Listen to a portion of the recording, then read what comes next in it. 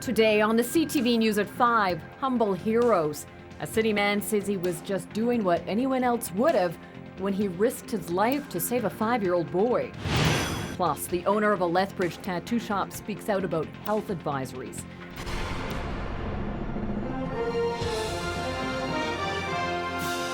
CTV News with Jackie Scantlebury. Good afternoon. Two southern Alberta men, one from Lethbridge and another from Turner Valley, are being hailed as heroes after a fishing trip turned into a life or death situation. While fishing in the East Kootenay area, the men jumped into action to save the life of a young boy. Keaton Gerberbach has the story. I said, can't this thing go any faster? Like, let's get over there now, because it seemed to take forever to get across that lake.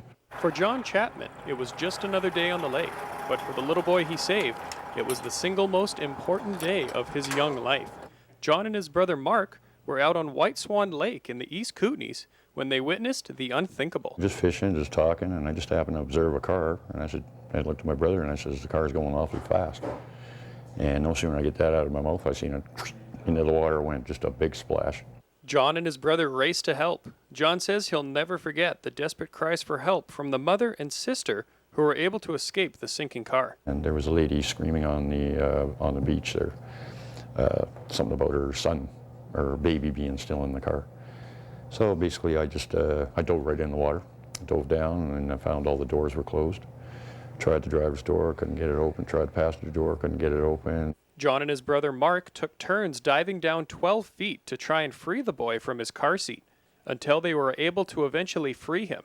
They put the boy in their boat and took him to shore, where bystanders performed CPR and were able to revive him. John says he doesn't consider himself a hero. He just wants to thank everybody that came out to help him, and he says he was just in the right place at the right time. I think anybody with a good sense would have done the same thing. And it wasn't, and like I said, it wasn't just me and my brother. Sure, we were the first ones there, but there was a lot of people involved. It wasn't just me and my brother. It was the people of the CPR, the emergency crew, the other people that were in the water, the people that were attending to the mother. There's all kinds of people that were involved in this. The boy is now recovering at the Children's Hospital in Calgary. He's expected to be released in about a week. Keaton Gerberbach, CTV News, Lethbridge. Now, John and Mark hope to meet the little boy and his family as soon as they're ready for a reunion.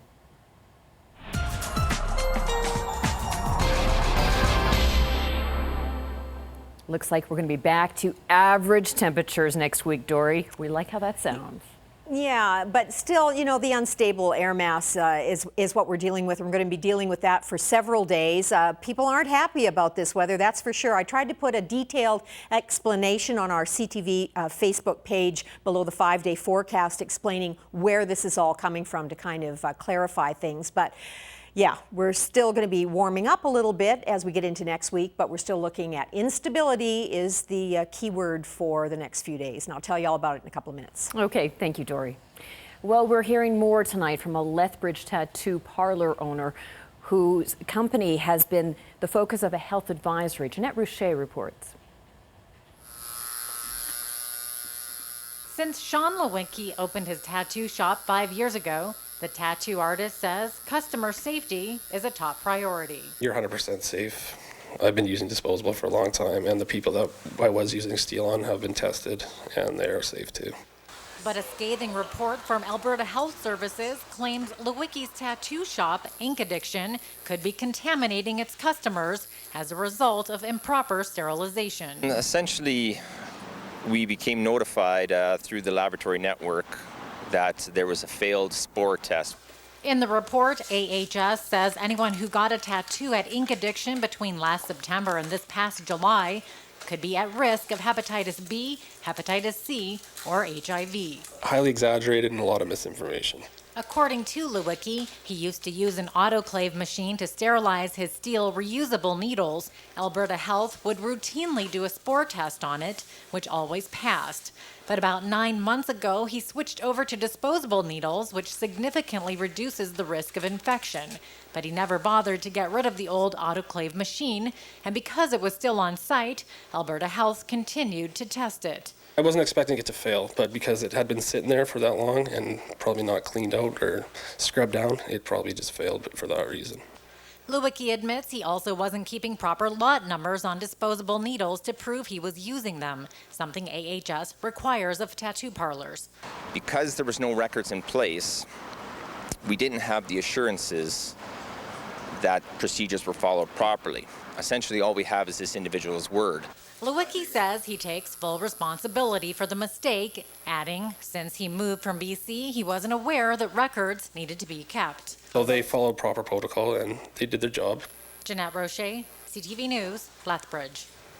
Ink Addiction is not closed. After a meeting with AHS last week, they have gotten the green light to continue operating. And since the publicity, Lewicki says he has been overwhelmed with support from his customers on social media.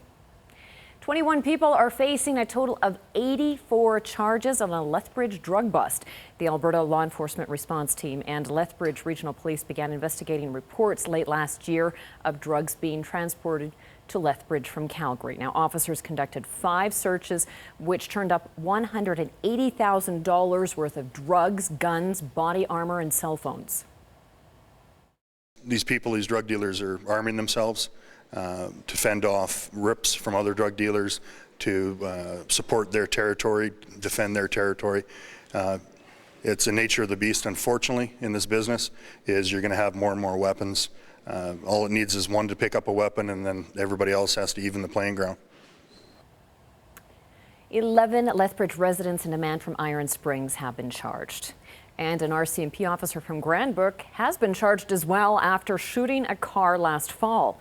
After a review, BC prosecutors have charged Constable Richard Drought with intentionally discharging a firearm into a motor vehicle, knowing that another person was inside. He's also charged with reckless use of a firearm. The shooting followed a carjacking near Creston in October. A police chase of the suspects ended in a dead-end road where the officer fired his gun. A man and a 17-year-old girl were inside the vehicle. The man received non-life-threatening injuries. The constable will be in court next month.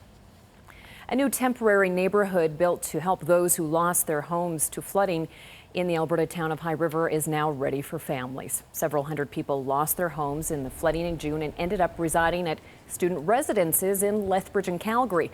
Up to 60 families have begun to move into the trailers in the Saddlebrook neighborhood north of High River.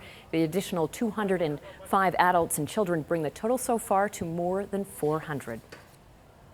Well, this summer we have seen more than our share of severe weather, including tornadoes, large hail, torrential rains.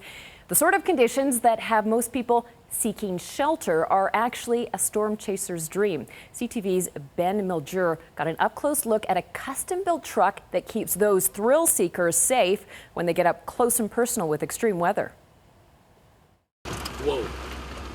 Oh my God, this is not good. Oklahoma native Reed Timmer and his team chase tornadoes and often drive right into the middle of them. 30 seconds, seems like it lasts 5 minutes, and the whole vehicle's vibrating. It feels like it could lift off the ground any second. They call it Dominator 3, and it is no ordinary vehicle. Hydraulics can drop its steel armor shell flush with the ground. It also has spikes that go 8 inches into the ground, and that keeps us anchored down inside even the strongest tornadoes. There's a house right here, it's about to hit you guys. These weather chasers are often first on scene after a storm. Team member Sean Schofer is a firefighter from Melville, Saskatchewan. He says Dominator 3 was designed with emergency response in mind. It's fully equipped with several pieces of rescue equipment, including Jaws of Life. Darkening skies and heavy rains are concerning for most drivers, but that's what these guys live for, because it means they're moving in the right direction. Timmer says he saw one of the largest tornadoes of his career just down this rural Manitoba highway. It was near Pipestone in 2007. Went down a mile-wide tornado that split into 3 different suction vortices, or miniature tornadoes that were like a quarter-mile wide. Go ahead, get a little closer. These guys might seem like thrill seekers, but say they chase storms in the name of science. So our goal is to get up close and not inside the tornado and try to better understand their complex dynamics. Sensitive weather equipment on the truck provides data from tornadoes that can be studied to help devise new early warning systems. Ben Milger, CTV News, Southwest Manitoba.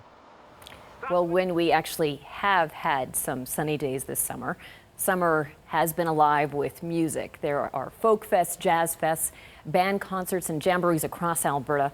When Fran Hansen retired from teaching, someone suggested the little town where she lives should hold a gospel jamboree, and it turned out to be a perfect fit. Here's Daryl Jans. Granham, Alberta, population 445. But on the last weekend of July, that number more than triples, thanks to the crowds that come to the annual Willow Creek Gospel Music Jamboree. Any time you get a lot of people exposed to your town, I think it's good for it. You know, we've had different people say, well, I came and I saw the park and I enjoyed the weekend and I like the town, and they've settled here. For the past 16 years, Fran Hansen has inspired singers and volunteers to help the little community south of Claresholm stage the biggest gospel music jamboree in southern Alberta. It was a natural transition for the now retired school teacher, who was always the one who organized school concerts and special events. Just before I retired, someone said, wouldn't it be good to have a gospel jamboree here? And they mentioned it to me, and I said, oh, well, that's something I'd like to get into. So we started. I'm very small, and it's grown. And it's grown a lot. The Willow Creek Jamboree now regularly attracts over 1,000 people to each of its main concerts and a Sunday morning interdenominational church service. Fran's husband Ron says it's because Fran refused to give up.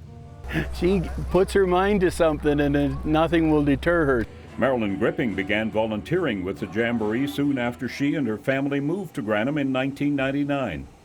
Well, Fran is very inspiring and really gets people going, and she helps us to find the area that we're most excited about and helps to plug people into the area that they work best in. Bless the Lord, my soul. Fran and her committee have always encouraged local talent, and most of the musicians are from Alberta. But they also bring in groups like Keepers of the Faith, a quartet of 3 Samoan brothers from Hawaii, and their Canadian-based singer. Daryl Jans, CTV News, Calgary. An internationally acclaimed felt artist has stopped by Lethbridge for the weekend. Jory Johnson from the Textile Department of the Kyoto University of Art and Design will be conducting workshops based on the benefits of working with felt. Exhibits of her contemporary felt work can be found in museums and galleries around the world, including the Victoria and Albert Museum in the UK. Johnson says we use felt for a much different purpose today than when our ancestors did. Because 8,000 or 14,000 years before, it was used for survival techniques, and there was natural color and maybe 1 or 2 vegetable dyed colors, but nothing had really changed. In the last 30 years, people have not been using it as survival, but as an art form, and so it's become more creative. Johnson will hold a lecture tonight, 7 o'clock, and she'll be leading a 3-day Heritage Arts workshop. That's also taking place at the Galt Museum. Time now for a look at the markets, which rebounded nicely today.